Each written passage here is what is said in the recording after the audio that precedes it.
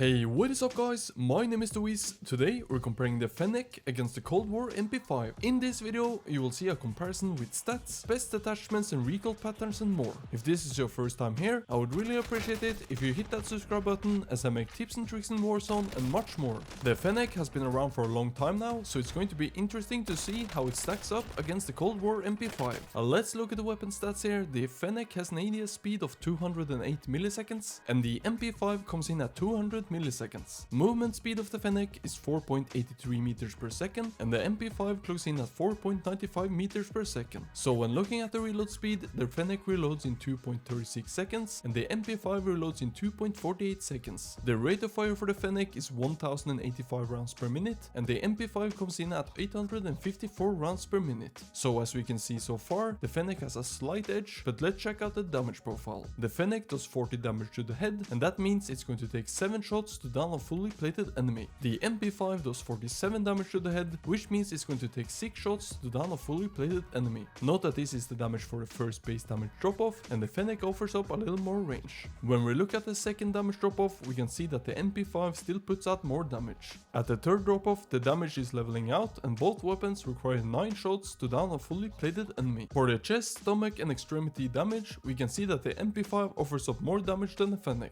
For the second damage drop-off, the MP5 still has the upper hand on the FENNEC. For the third and last drop-off, we can see that the MP5 is clearly doing more damage overall. Let's take a look at the TTK for these weapons. The FENNEC has a TTK to the head at 332 milliseconds, and the MP5 has a TTK to the head at 351. For the chest, the FENNEC has a TTK of 498, and the MP5 has a TTK of 492. These are all times to down a fully plated enemy. So let's check out the recoil pattern. We have the FENNEC to the left and the MP5 to the right. As we can see, the FENNEC has some vertical recoil before going off to the left. The MP5 has almost a straight vertical recoil, and for some strange reason, after you shoot 10 or 15 shots, the recoil pattern just stops and does not move after that. The FENNEC is going to be a little bit easier to control, as all you have to do is dragging down and to the right while shooting. The MP5 on the other hand is a little bit harder. As you can see, on the first few bullets there's a significant gap until it tightens at the top.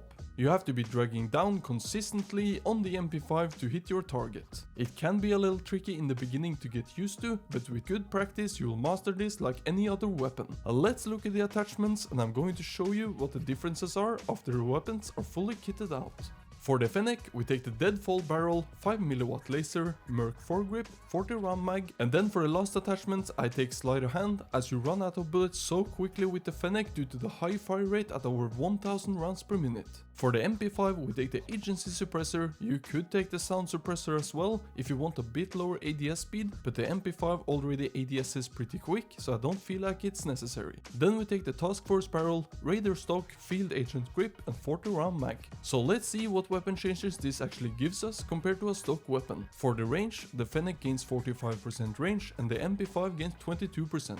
The ADS speed will always increase as we increase the bullet velocity and range, so here the FENNEC goes up to 379 milliseconds and the MP5 only goes up to 216 milliseconds. For the movement speed, the FENNEC goes up to 4.58 meters per second and the MP5 stays at 4.95 meters per second. For the bullet velocity, the FENNEC ends up at 297 meters per second and the MP5 ends up at 646 meters per second. Let's jump into my final thoughts on these weapons. It's been a long time since I used the FENNEC, but it's still a very viable weapon even today with all the Cold War weapons. The TTK for the FENNEC is absolutely top tier and the recoil pattern is very manageable. The only problem with the FENNEC is that the modern warfare guns have very slow ADS movement speed, strafe speed, etc. compared to the Cold War weapons. So the FENNEC is being held back by that, but I think they really should take a look at that because there's no reason a weapon like the FENNEC should be much slower than for example the MAC-10. Still, I think the FENNEC is a great choice in my opinion. The Cold War MP5 will have the edge on the FENNEC when it comes to damage and the TTK to the chest is pretty much the same. The biggest problem with the MP5 is that recoil pattern, and I suspect they will go in and change some of that, like the fact that the recoil just stops after 15 shots. That can't be how it's supposed to be. If you can control the MP5, it's slightly better than the FENNEC,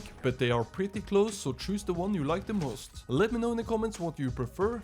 That is it for this video guys. Don't forget to hit that like button and subscribe if you haven't, and as always I will see you legends in the next one.